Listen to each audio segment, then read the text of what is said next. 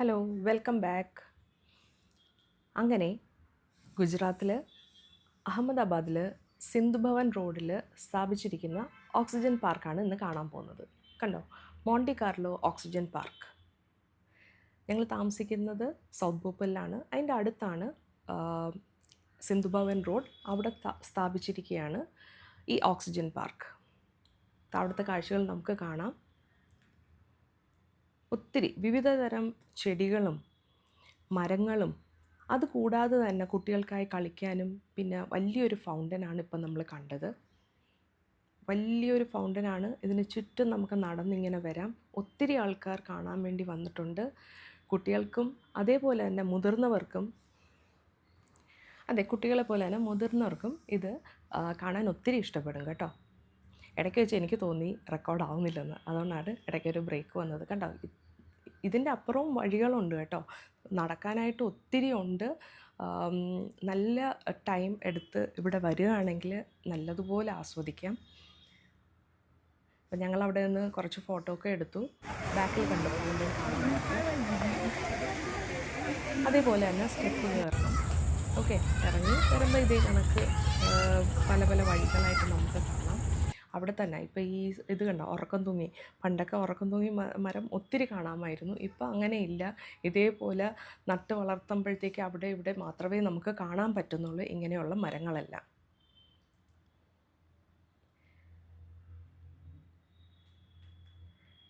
ഞങ്ങൾ പോയത് വൈകുന്നേരത്തായിരുന്നു. അപ്പം തന്നെ ഒത്തിരി ആൾക്കാരുണ്ടായിരുന്നു. കണ്ടോ, ഇടയ്ക്ക് കുറച്ചൊക്കെ സമയം ഇങ്ങനെ വെളിയിലൊക്കെ ഒരു ഔട്ടിങ്ങിനൊക്കെ പോവുക.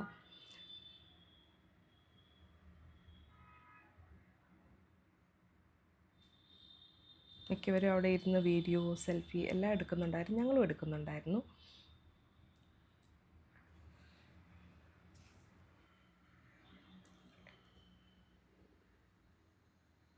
അഹമ്മദാബാദിൽ എപ്പോഴെങ്കിലുമൊക്കെ വരാൻ പറ്റുവാണെങ്കിൽ ഓർത്ത് വെക്കേണ്ട ഒരു സ്ഥലമാണ് ഈ ഓക്സിജൻ പാർക്ക്.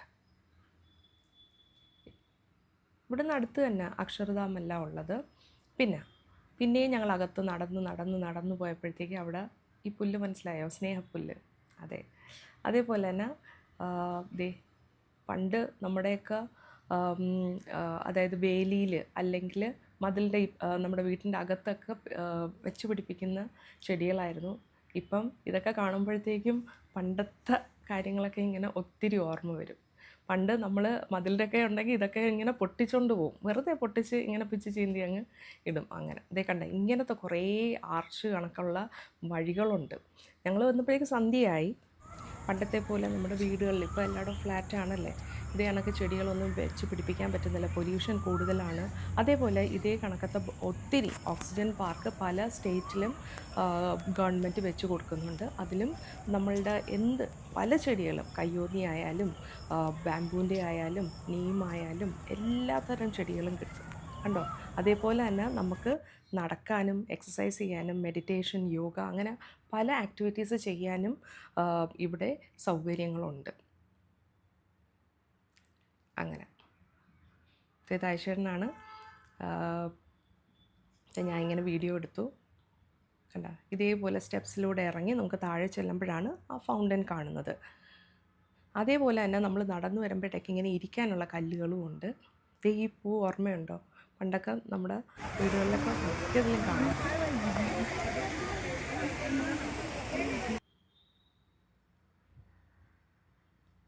ഒത്തിരി ചെടികൾ.